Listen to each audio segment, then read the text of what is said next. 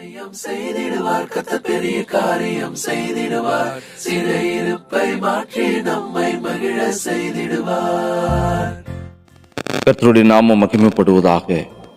எரேமியா தீர்க்கதரிசன புஸ்தகம் 33 அதிகாரம் 3வது வசனம். என்னை நோக்கி கூப்பிடு, அப்பொழுது நான் உனக்கு உத்தரவு கொடுத்து நீ அறியாததும் உனக்கு எட்டாததுமான பெரிய காரியங்களை உனக்கு அறிவிப்பேன் என்று சொல்லியிருப்பார். கிறிஸ்துவுக்குள் அன்பான தேவனுடைய பிள்ளைகளை, இந்த வார்த்தையானது பரிசுத்த வேதாகமத்தில் மிகவும் புகழ்பெற்ற, அது மாத்திரமல்ல பலருக்கு ஒரு ஊக்கத்தை தருகிற ஒரு வாக்குத்தத்தம் நிறைந்த ஒரு வார்த்தையாய் காணப்படுகிறது. இந்த வார்த்தையினுடைய கர்த்தர் எரேமியா தீர்க்கதரிசியினிடத்தில் பேசுகின்றதான பொழுது, தீர்க்கதரிசியாகிய எரேமியா இந்த வார்த்தைகளை பெற்ற போது அவர் எருசலேம் நகரில் காவல் முற்றத்திலே சிறைப்பிடிக்கப்பட்டிருந்த ஒரு காலகட்டம். நேபுகாத்நேச்சார் எருசலேமை முற்றுகையிட்டிருந்த ஒரு இக்கட்டான சூழ்நிலை.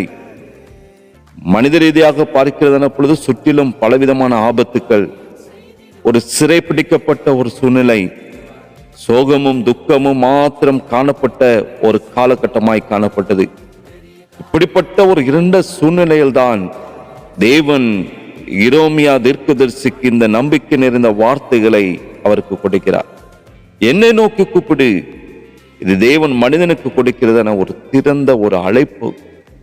நம்முடைய வாழ்க்கையிலே நாம் பலவிதமான கஷ்டத்திலோ குழப்பத்திலோ காணப்படுகிறதான பொழுது மனிதர்களை நம்புவதை முற்றிலுமாக விட்டுவிட்டு முதலாவது கர்த்தரை நோக்கி ஜெபிக்க வேண்டும் என்று சொல்லி இந்த வார்த்தையானது நமக்கு உணர்த்தி காண்பிக்குது. வார்த்தையில பார்க்கிறோம், கூப்பிடு என்ற அந்த வார்த்தை ஏனோதான் என்று ஜெபிப்பதை குறிக்காமல் முழு இருதயத்தோடும் அவசரத்தோடும் நம்ம தேவையோடும் நம் தெய்வ சமூகத்தில் ஏறெடுக்கிறதான ஒரு உருக்கமான ஜெபத்தை இங்கே குறிப்பிடுகிறது.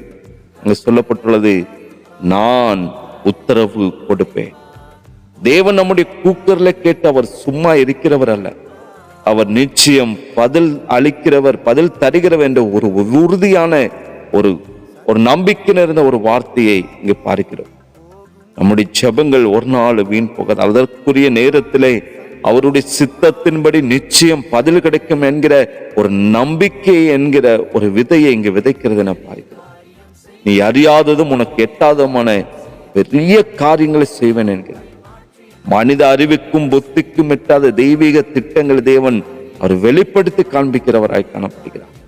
எரேமியா தீர்க்கதரிசியினுடைய சூழ்நிலையில் அவர் எருசலேம் அழிய போகிறது என்பது மாத்திரம்தான் அவருக்கு தெரிந்திருந்தது. ஆனால் தேவன் அதற்கு பிற்பாடு வர இருக்கிறதான அந்த மீட்பையும் ஒரு புதிதான ஒரு வாழ்க்கையும் 33 அதிகாரம் 3வது வசனத்துக்கு பிற்பாடுள்ள வசனங்களை வாசிக்கின்றதான பொழுது அங்கு ஒரு பெரிய ஒரு மீட்பு நடக்கிறதை குறித்து கர்த்தர் தம்முடைய தாசனுக்கு வெளிப்படுத்தி காண்பிக்கிறதை குறித்து பார்க்கிறோம்.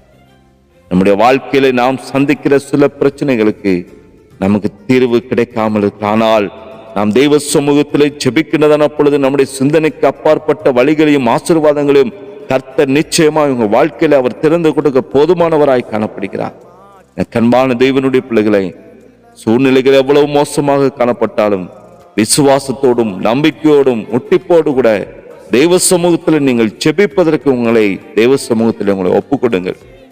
உங்கள் எதிர்பார்ப்புகளுக்கு மேலாக, நீங்கள் நினைப்பதற்கு மேலாக பெரிய காரியங்களை, மேலான காரியங்களை கர்த்தர் நிச்சயம் உங்கள் வாழ்க்கையை செய்ய அவர் வல்லமையுள்ள தேவனாய் காணப்படுகிறார்.